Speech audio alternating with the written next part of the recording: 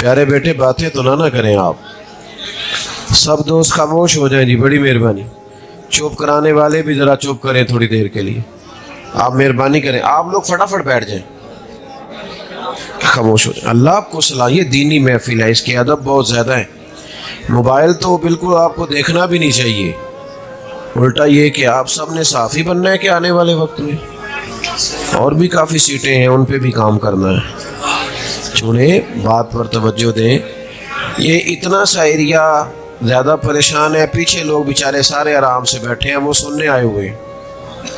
بھائی نہ بات کریں، ان دوستوں کو گزارش کریں، ان کو گزارش کریں، گزارش ہی، حکم نہیں دینا۔ آپ بھی ذرا بھائی جان آپ رہنے دیں، سب ٹھیک ہے، آپ ایزی ہو جائیں، آپ تو بڑے پیارے، سب مطمئن ہو۔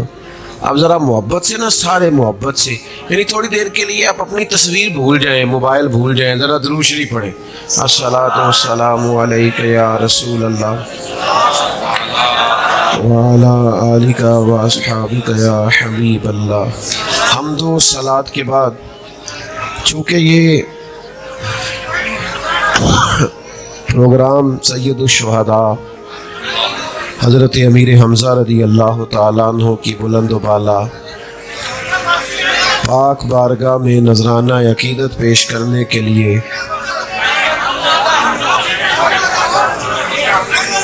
منعقد کیا گیا ہے، اسی حوالے سے چند ایک گزارشات آپ کی خدمت میں عرض کرنی ہے۔ آپ لوگوں کو اندازہ تو ہو گیا ہوگا کہ ہم بڑی جگہوں پہ جانے سے معذرت کیوں کرتے ہیں۔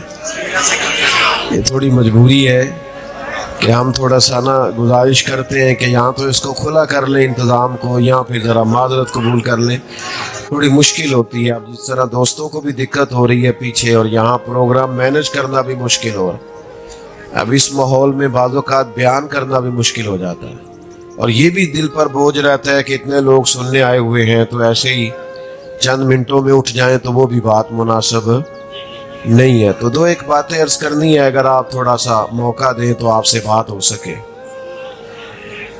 عزیز دوستو، اللہ تعالیٰ نے قرآن مجید کے اندر بہت ساری جگہوں پہ نبی رحمت صلی اللہ تعالیٰ علیہ وسلم کے عظیم اصحاب کی شان کو بیان فرمایا، اس کی کئی جہتیں ہیں، اور اس عنوان کی کئی صورتیں ہیں، اور اس کے کئی پہلو ہیں۔ ان کا خرچ کرنا بھی قرآن مجید نے بیان کیا ہے، ان کا ہجرت کرنا بھی بیان کیا ہے، جہاد کرنا بھی بیان کیا ہے، ایک دوسرے کے لیے ایثار کر دینا بھی قرآن مجید نے بیان فرمایا ہے۔ ان لوگوں کی خوبصورت اور مقدس زندگیوں کے بہت سارے پہلو قرآن مجید نے بیان فرمائے ہیں۔ ایک اور بڑا انفرادی پہلو حضور کے صحابہ اور اہل بیت کا جو قرآن مجید بیان فرمایا ہے، وہ یہ بیان فرمایا ہے کہ ارشاد فرمایا رضی اللہ عنہم ورضوا عنہ، فرمایا ان کی شان یہ ہے کہ اللہ ان سے راضی ہے اور یہ اللہ سے راضی ہے۔ بڑی قابل توجہ بات ہے، فرمایا اللہ بھی ان سے راضی ہے اور یہ بھی اپنے اللہ سے راضی ہے۔ ذالک الفوز العظیم، یہ بہت بڑی کامیابی ہے، یہ لوگ اپنے رب سے راضی ہیں۔ یہ جو پریشانی ہے نا، یہ جو دکھ ہے، یہ ذہنی ٹینشن ہے، کس چیز کا نام ہے بھلا؟ ذہنی پریشانی، ذہنی دباؤ، ٹینشن، یہ اس چیز کا نام ہے کہ اللہ کی مرضی کچھ اور ہے اور ہمارا ارادہ کچھ اور ہے، یہ دکھ ہے۔ اور سکھ کیا ہے کہ جو رب کی مرضی ہے وہی میری مرضی ہے۔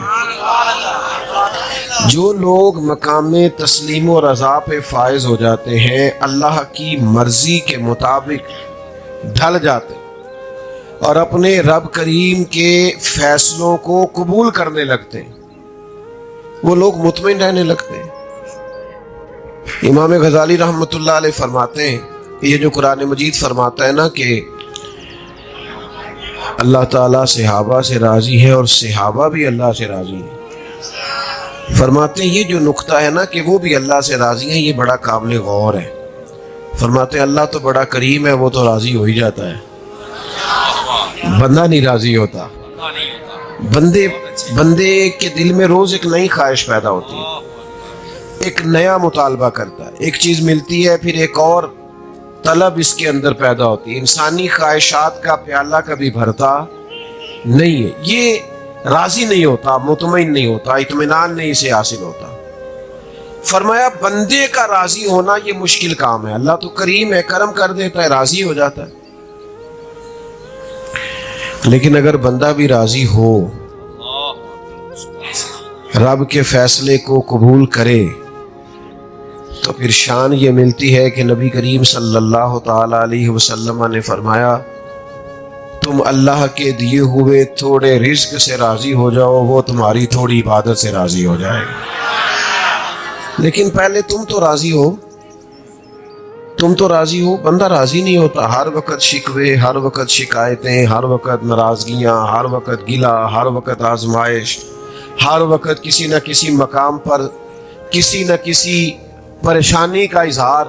مطمئن زندگی گزاریں، تھوڑا ٹھہراؤ پیدا کریں طبیعت میں، اپنے اندر اطمینان لائیں، سکون قلبی پیدا کریں۔ بہت ساری چیزیں ہیں جن کو دیکھ کر بندہ دل ٹھنڈا کر سکتا ہے۔ آپ دیکھیں اللہ تبارک و تعالیٰ نے میرے جسم کو تندرست بنایا، اس بات کو سوچ کے اپنے آپ کو ٹھنڈک دیں۔ آپ محسوس کریں کہ اللہ تعالیٰ نے مجھے اولاد کی دولت عطا کی، اس نعمت کو یاد کریں، ٹھنڈک پیدا کریں۔ یہ دیکھیں مجھے کسی کے سامنے ہاتھ نہیں پھیلانا پڑتا، ٹھنڈک پیدا کریں۔ اور زیادہ دل ٹھنڈا کرنا ہو نا تو پھر یہ سوچیں کہ وہ کتنا کریم ہے کہ میرا سینہ اس نے ایمان سے بھر دیا ہے، میں مومن ہوں، رسول کریم علیہ السلام کا غلام ہوں، ٹھنڈا ہو جائے گا دل۔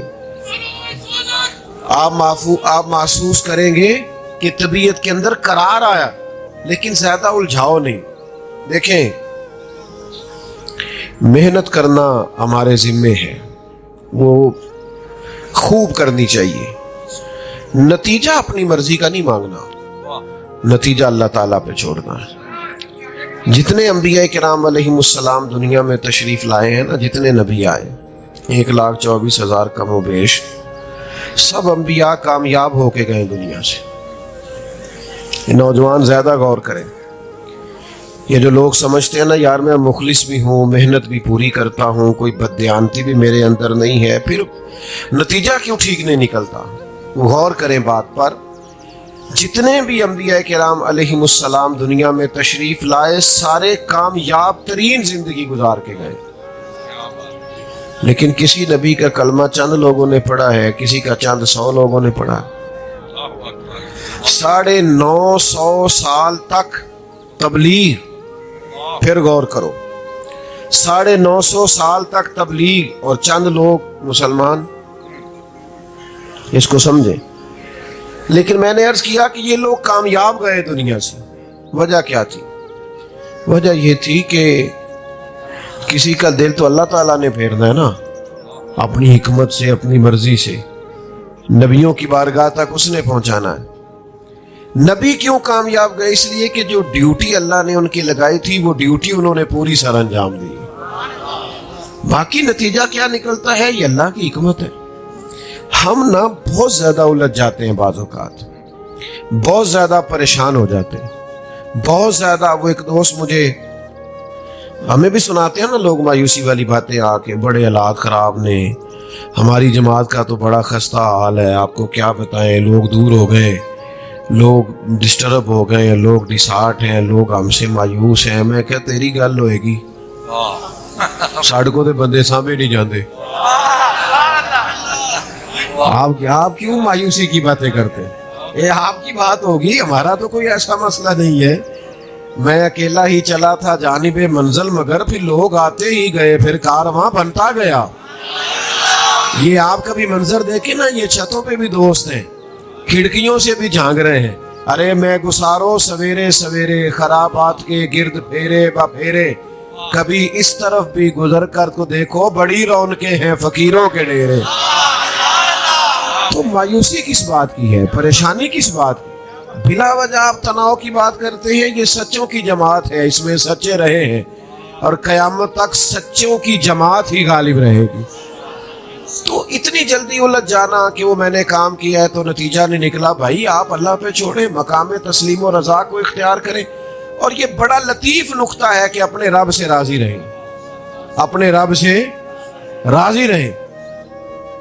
حضرت سفیان ثوری نہ دعا مانگ رہے تھے, یا اللہ راضی ہو جا, یا اللہ راضی ہو جا, یا اللہ راضی ہو جا. چھوڑ دیں بھی, سنیں, اللہ آپ کو سلامت رکھے. دعا مانگ رہے, یا اللہ راضی ہو جا, یا اللہ راضی ہو جا. تو پردے میں نا حضرت رابعہ بصریہ بھی بیٹھی تھی. تو پردے کے پیچھے سے بولی, کہنے لگی چلیں آگے بھی کچھ مانگے. حضرت سفیان ثوری فرمانے لگے آپ کو کیا ہوا؟ تو کہنے لگی آپ بڑی دیر سے کہہ رہے ہیں یا اللہ راضی ہو جا, یا اللہ راضی ہو جا. پہلے دل پہ ہاتھ رکھ کے بتائیں آپ اپنے اللہ سے راضی ہیں؟ آپ تو روز کہتے ہیں فلانی شے کوئی نہیں ملنی چاہیے, فلانی کمی ہے پوری ہونی چاہیے. پہلے تو راضی ہو. تو کہ خدا جانے بلندی ہے کہ پستی پر جہاں میں ہوں وہاں کوئی نہیں ہے. تو مقام شکر پہ تو آ, پہلے تو مان. وہ جس حال میں رکھے اس حال میں رہ کے دیکھ تو صحیح. محنت پوری کریں, اسباب سارے جمع کریں, لیکن پھر راضی رہیں.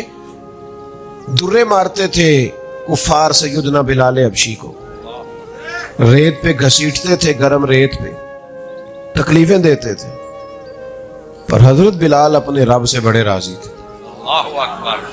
حضرت خباب ابن ارت کہتے ہیں مجھے کوئلوں پہ لٹا دیا تھا انہوں نے, اور میرے سینے پر پتھر رکھ دیے تھے, اور میری چربی پگھلی تھی تو وہ کوئلے بجھے تھے, پر شکوہ ایک منٹ کے لیے بھی نہیں کیا. وہ اپنے رب کی رضا پہ راضی تھے. ہم نے کیا بھی کچھ نہیں, ڈیوٹی بھی کوئی نہیں, مشقت بھی کوئی نہیں, کام بھی کوئی نہیں, اور ٹینشن بھی سب سے زیادہ ہے, پریشانی بھی بہت زیادہ ہے. خدا کے بندو اپنے مالک کے فیصلوں کو ماننا سیکھو.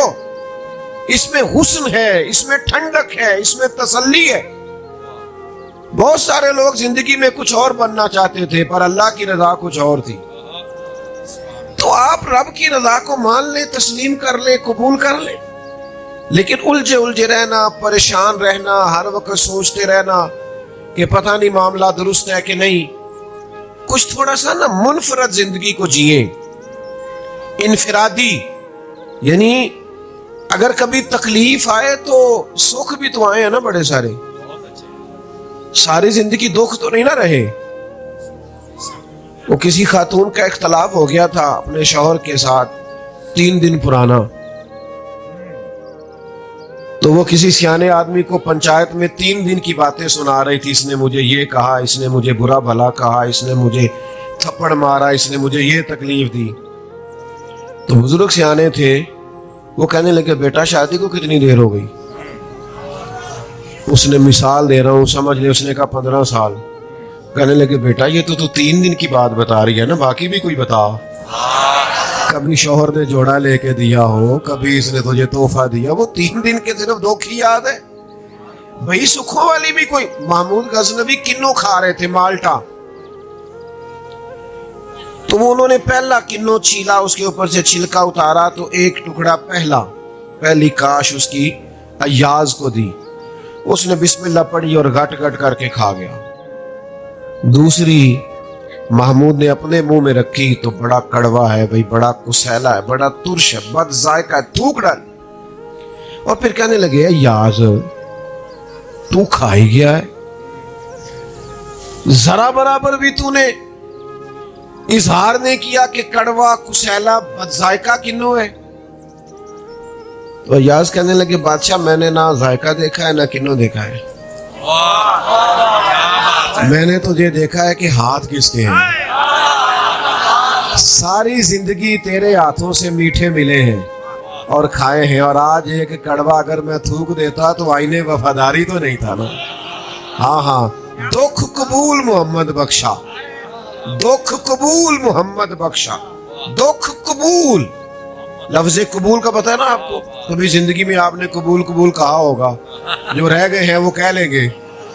تو یہ قبول بھی بڑا مزیدار ہے.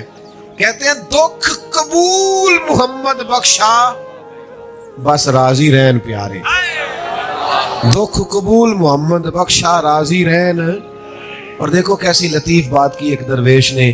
کہنے لگے مارو مارو مینو مار مکاؤ, مارو مارو مینو مار مکاؤ, کوئی عذر نہ پیش لے آواں, جے سونا ہی میرے دکھ وچ راضی, جے سونا ہی میرے دکھ وچ راضی تے سکھ نو چلے ڈاواں.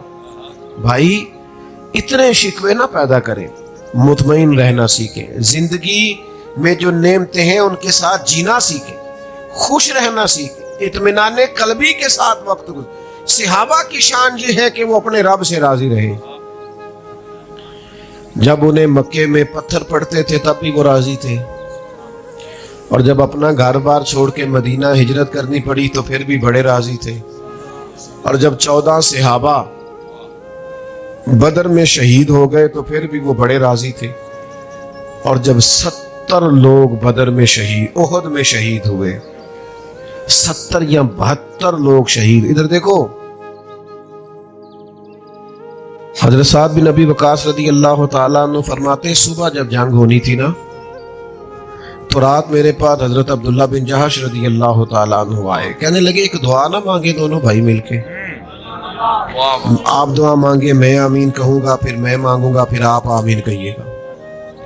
حضرت سعد بن ابی وقاص رضی اللہ تعالیٰ عنہ کہتے ہیں میں نے کہا ٹھیک ہے. میں نے دعا مانگنی شروع کی. میں نے کہا یا اللہ کل میرا کسی تگڑے کافر سے مقابلہ ہو, وہ مجھ سے لڑے, میں اس سے لڑوں, پھر میں اس پہ غلبہ پاؤں تیری توفیق سے, پھر اسے گراؤں, دین کے اس دشمن کو قتل کروں, پھر اس کی زرہ تلوار نیزہ اٹھا کے مال غنیمت میں جمع کراؤں. کہتے حضرت عبداللہ آمین کہتے رہے. دعا ختم ہو گئی. اب وہ کہنے لگے میں دعا مانگوں گا, آپ نے آمین کہنا ہے. فرماتے وہ دعا مانگنے لگے. کہنے لگے یا اللہ کل میرا نہ کسی تگڑے کافر سے مقابلہ ہو, وہ مجھ سے لڑے, میں اس سے لڑوں, اور جب ہم گتھم گتھا ہو جائیں تو اے اللہ پھر وہ کافر مجھ پہ غلبہ پا لے. تو میں نے یوں آنکھ کھولی, یہ کیا دعا ہوئی؟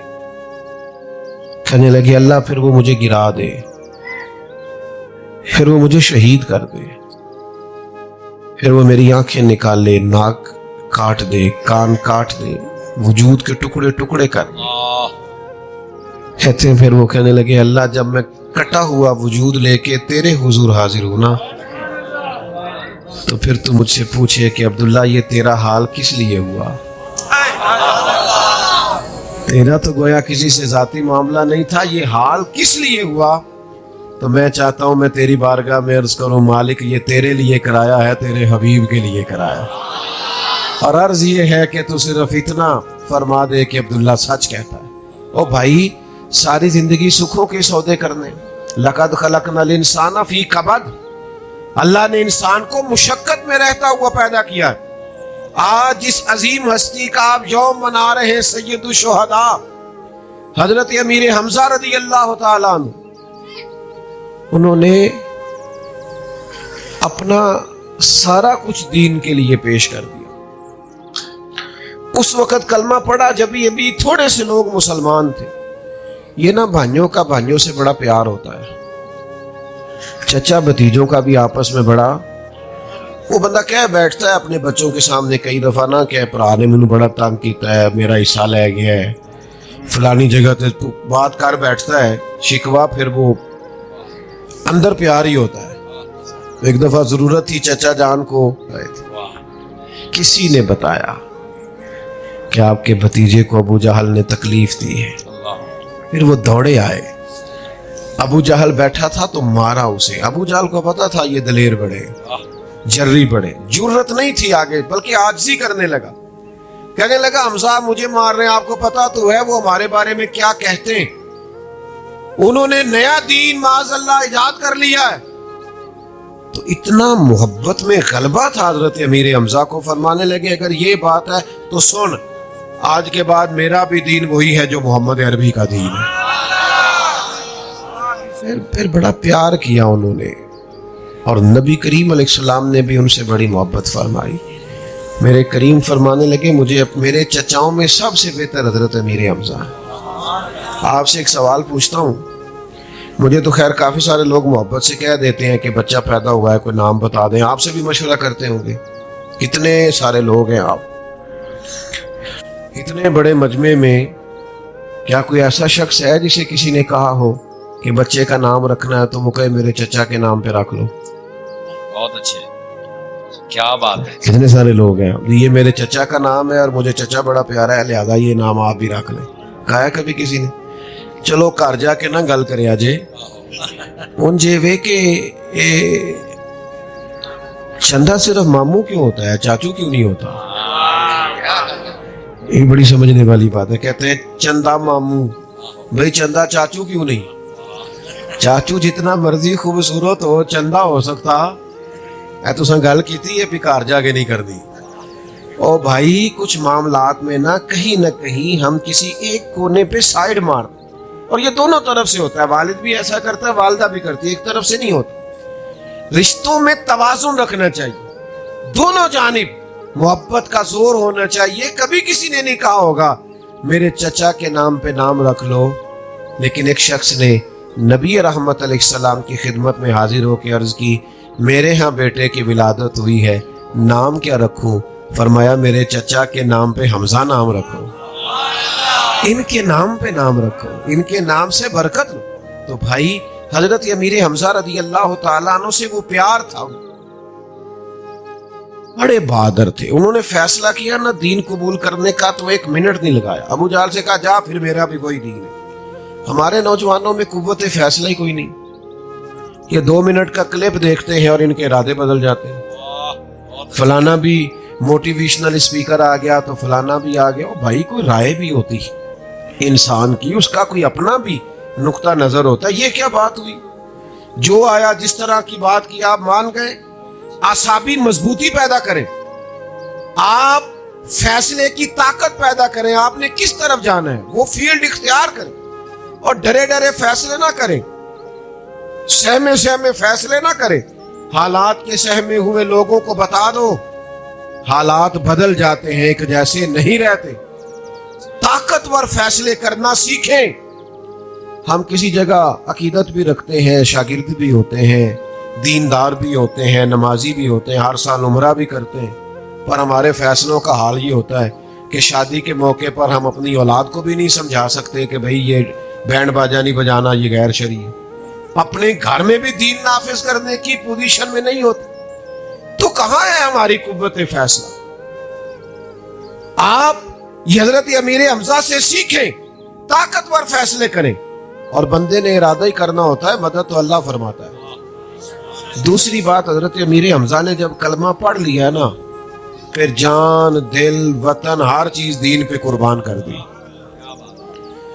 آپ نے ایک کام کرنا جو ہے پھر تھکا تھکا کام کرنے کا کیا مطلب ہے؟ کام جو کرنا ہے، ایک بزرگ تھے وہ کہا کرتے تھے کہ یار آپ مولوی ہیں، کوئی آپ کو مولوی صاحب کہے تو غصہ نہیں کرنا، اس کو شرم والی بات نہیں بنانا، یہ تو ناز ہے ہمارا۔ ایک کام کرنا ہے تو پھر اس میں جھجکنے کا کیا مطلب، پھر اس کے اندر ہر وقت پریشان رہنے کا کیا مطلب؟ جو کام کریں پھر دل و جان سے کریں، ایک کریں زندگی میں صحیح کر کے کریں، سونا کر کے کریں، زبردست کر کے کریں۔ سرکار امیر حمزہ رضی اللہ تعالیٰ عنہ نے پھر ہر چیز پیش کی ہے دین کے نام، ہر چیز، اور آخر میں باری آئی جان دینے کی۔ بڑے دلیر تھے، طاقت نہیں تھی کسی دشمن کی کہ وہ دو بدو لڑائی کر کے یا سامنے آ کے یا گتھم گتھا ہو کے حضرت امیر حمزہ رضی اللہ تعالیٰ عنہ سے جیت سکے، یہ طاقت نہیں تھی۔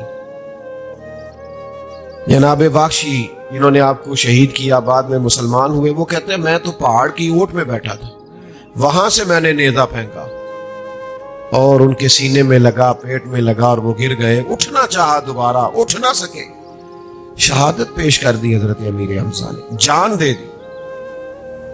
صبح انقلاب نہیں آ گیا تھا، صبح مکہ فتح نہیں ہو گیا تھا، ان کی شہادت کے کوئی 1 مہینے کے بعد انقلاب نہیں آیا، اس کے بعد کئی جنگیں ہوئیں، کئی حالات آئے اور محنت کرنی پڑی، لیکن یہ جو فتح اسلام کو ملی ہے نا، اس فتح کے دامن میں جو خون ہے ان میں سے سب سے مضبوط خون حضرت امیر حمزہ کا خون.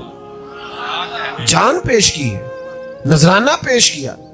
جان پاوے نہ جان میرے محبوبہ, لگیاں توڑ نبھیساں, راہ تیرے وچ رول کے مرساں, قدم نہ پیچھا ہٹے ساں, شہر تیرے دے ٹکڑے مانگ ساں, تیرے کتیاں دے پیر چومے ساں, سجنا جان امانت تیری, تو جدو مانگ سے میں پیش کرے سا. جب ہے ہی تیری تو جس وقت مانگیں گے پیش کر دیں گے. تو بھائی حضرت امیر حمزہ نے جان دی. اچھا پھر آپ کو ایک بات عرض کروں,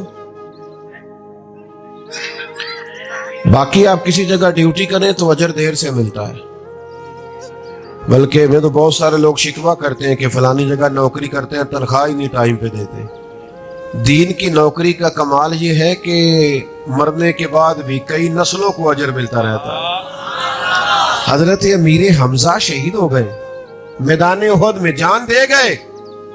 اعزاز پتہ کیا ملا ہے؟ رسول کریم ان کے مزار پہ تشریف لے جاتے تھے, حضور جاتے تھے. ساری کائنات گنبد خضرا پہ حاضری دیتی اور محبوب انہیں شرف دیتے تھے. حضور شہداء احد کے مزارات پہ تشریف لے جاتے, بلندی درجات کی دعا کرتے. پھر خلفائے راشدین بھی جاتے, صحابہ حاضری دیتے. شیخ محقق نے لکھا جو ان کو سلام کرے نا شہداء احد کو, یہ جواب بھی دیتے. آج بھی وہاں رونق لگی رہتی ہے, لوگ سلام عقیدت پیش کرتے, ان کی خدمات کو لوگ سلام پیش کرتے. 46 سال گزر گئے تھے ان کے وصال کو, شہادت کو. حضرت سیدنا امیر معاویہ رضی اللہ تعالیٰ عنہ کا زمانہ تھا. اس وقت کچھ تعمیرات کی جا رہی تھی, تو یہاں سے کچھ نہر گزارنی تھی, تو کچھ لوگ کام کر رہے تھے. حضرت امیر حمزہ کا مزار کھل گیا, تو کام کرتے ہوئے بیلچہ ان کے قدم کو لگا تو تازہ خون جاری ہو گیا. کامل پیرونا دے باہو قبر جنا دی جیوے. میں بات کو سمیٹنے لگا ہوں. 3 باتیں میں نے آپ نے ہلنا نہیں اپنی جگہ سے. سب نے یہ میری خصوصی گزارش ہے, یہ 3 باتیں آپ نے یاد رکھنی ہیں. ایک تو اپنے اندر نظریاتی پختگی پیدا کریں. یہ روز جو کچی پکی باتیں کرتے ہیں نا, پتہ نہیں کون ٹھیک ہے تو پتہ نہیں کون ٹھیک ہے, آج تک نہیں آپ کو پتہ چلا. نظریاتی پختگی, عقائد پر مضبوطی حاصل کریں. جب تک بنیاد مضبوط نہ ہو عمارتیں مضبوط نہیں ہو. فکری طور پر کبھی کسی کمزوری کا شکار نہ ہو, طاقتور رہا کریں. کہیں کوئی شبہ پیدا ہو تو اپنے علماء سے ملاقات کریں, بات کریں, کمزور نہ پڑے. دوسری گزارش آپ سے یہ عرض کرنی ہے,